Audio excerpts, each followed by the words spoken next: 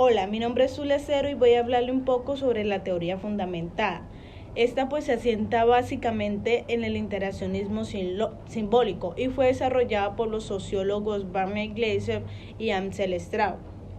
Esta puede describirse como esa metodología general que utilizamos para el desarrollo de la teoría que se construye sobre una recogida y análisis de datos de manera sistemáticos.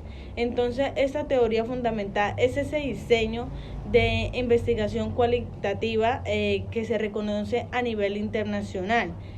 Sobre todo viene siendo una metodología adaptada al estudio de la realidad social y, como ya lo mencionaba, tiene sus antecedentes en el interaccionismo simbólico y su pretensión de esta última es comprender cómo funciona el mundo, ¿sí? Hacer a la comprensión humana. La investigación basada en esta teoría es más interpretativa que descriptiva, es importante saberlo, ¿no? La gente no está presente en los discursos, pero sí sus conceptos del investigador que elabora a través de lo que la gente dice y hacen presencia en estos.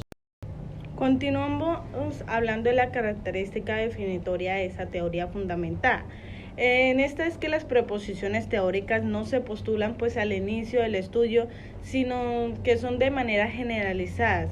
Estas emergen de los propios datos y no de forma previa a la recolección de los mismos. Esto según Mertens en 1998. Vemos que las teorías se construyen sobre la interacción, especialmente pues a partir de las acciones y de las interacciones y de esos procesos sociales que pues acontecen entre las personas, ¿no? A pesar de que según Crosby en los últimos años pues se han producido ciertas desobediencias entre los autores fundadores de este enfoque, pues ellos han continuado colaborando y pues escribiendo sobre la misma teoría y pues ha adquirido popularidad en la sociología, también en la educación y en otras ciencias sociales.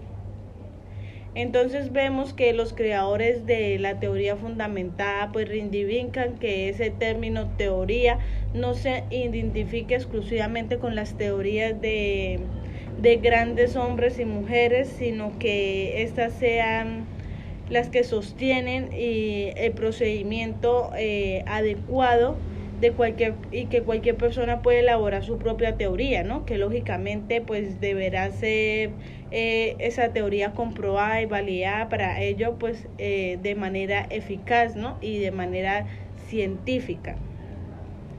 Entonces vemos pues que las grandes teorías pues utilizan conceptos globales que a menudo pues no son fácilmente aplicables para dar sentido a explicar cuestiones prácticas de la indagación social que se dé. Hay autores que defendían la utilidad de las teorías sustantivas para explicar pues un área específica de cada investigación. Por ejemplo, un programa educativo o para un alumnado con necesidades educativas especiales.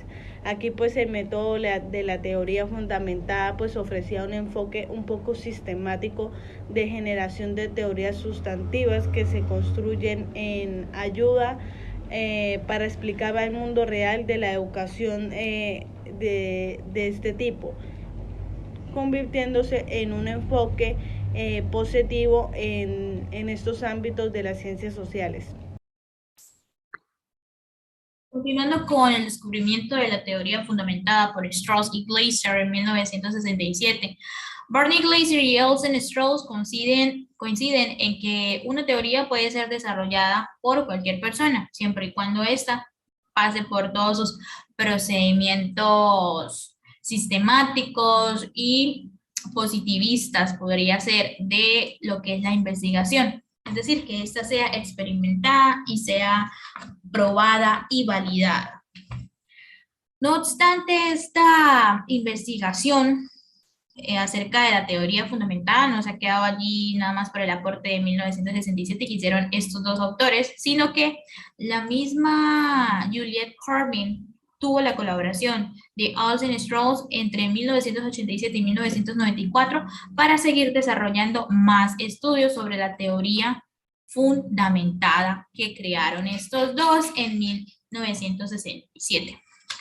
Juliet Corbin y Olsen Stroll, desde una mirada más analítica e inductiva, visualizan que cuando un investigador está realizando su indagación en determinada unidad social, esta obviamente debe tener sus referentes. No obstante, su investigación tiene que estar muy arraigada al contexto real, a la situación real, a la situación más próxima que se está investigando. ¿Okay? Ya que a través de una serie de narraciones, este investigador puede crear hipótesis y proposiciones sobre lo que está sucediendo y así contribuir a mitigar o a solucionar determinada problemática. De igual forma, seguir indagando e investigando diferentes cuestiones que se presenten en esa unidad social. Por lo tanto, en 1994, Strauss y Corbin dicen que una teoría es una relación plausible entre conceptos y series de conceptos, lo que valida que un investigador a través de una narración pueda explicar muy bien lo que está sucediendo en ese entorno o población objeto. También tenemos otros autores que se han encargado de investigar y desarrollar más teorías con base a una teoría fundamentada. Hutchinson en 1988 recopila varios trabajos que han sido basados con la teoría fundamentada y realiza una síntesis de cada uno de ellos. Blaze en 1982 desarrolla la teoría Teacher Performance Motivation Theory, que habla sobre cómo la motivación que tiene un docente influye directamente en su praxis, en su manifestación, en ese proceso de enseñanza y aprendizaje. Cuando un docente no se siente cómodo, no se siente feliz con su entorno educativo, también se verá reflejado de manera negativa en cómo articula su praxis o cómo manifiesta sus conocimientos en ese proceso de enseñanza y aprendizaje y por lo tanto no va a ser fructífero. En 1981, de igual forma, Garrick habla sobre la interacción del profesorado y los conflictos del rol que puede presentar un maestro. Conrad, en 1978, A Grand Theory of Academic Change, habla sobre las 4 etapas o 4 enfoques que han contribuido al cambio total de lo que conocemos en el entorno educativo. Y en 1981, Newcomb habla sobre las condiciones que facilitan la implantación de normas provenientes de la administración educativa. Ahora hablaremos sobre las encuestas. Una encuesta es un conjunto de preguntas realizadas a un grupo de personas, normalmente seleccionadas al azar con el objetivo de reunir datos para detectar la opinión pública sobre un tema en particular. Existen diferentes tipos de encuestas y se agrupan según unos parámetros establecidos. Tenemos las encuestas según los objetivos. Aquí encontramos las encuestas descriptivas. Este tipo de encuestas busca documentar o reflejar las condiciones, conductas o actitudes presentes en un ambiente o una situación. Las encuestas analíticas, al igual que la anterior, trata de describir las conductas o actitudes actuales. Sin embargo, cuenta con el componente científico. En este tipo de encuestas se realizan varias hipótesis respaldadas por al menos 2 variables. Encuestas según las preguntas. Encuesta de pregunta abierta. Este tipo de encuestas otorga al usuario una mayor libertad para explicar lo que responde, haciendo posible profundizar lo que se quiera decir. La encuesta de respuesta cerrada. Normalmente se realizan mediante un test donde el usuario solamente tendrá que marcar una de las respuestas sin necesidad de explicar por qué ha elegido esa.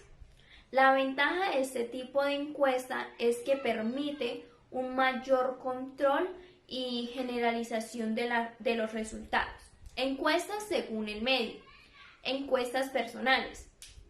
Es un tipo de encuesta que se realiza cara a cara como si se tratara de una entrevista.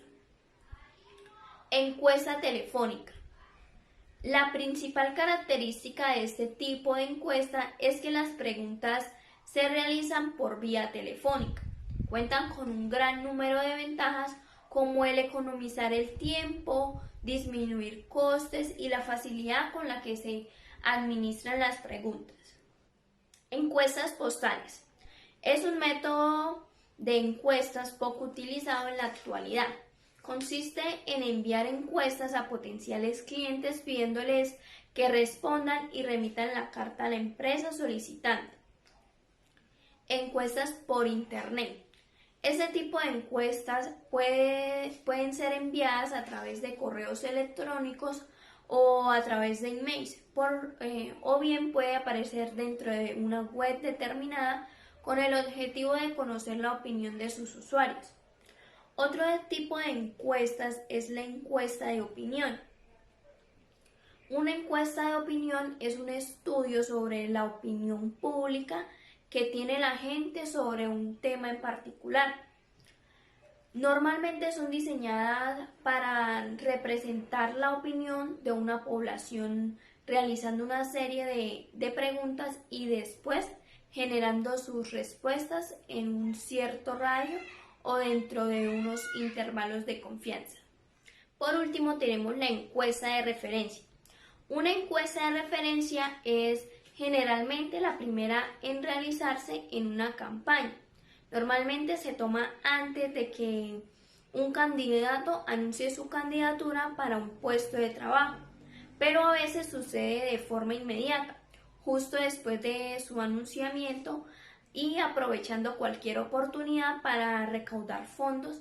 Esta encuesta normalmente es un estudio pequeño y simple hacia la probabilidad de votos. A continuación veremos un ejemplo de algunas preguntas realizadas en una encuesta.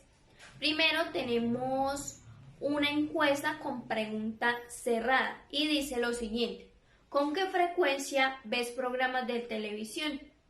Y nos dan las siguientes opciones: con demasiada frecuencia, con mucha frecuencia, con alguna frecuencia, no con tanta frecuencia y con ninguna frecuencia.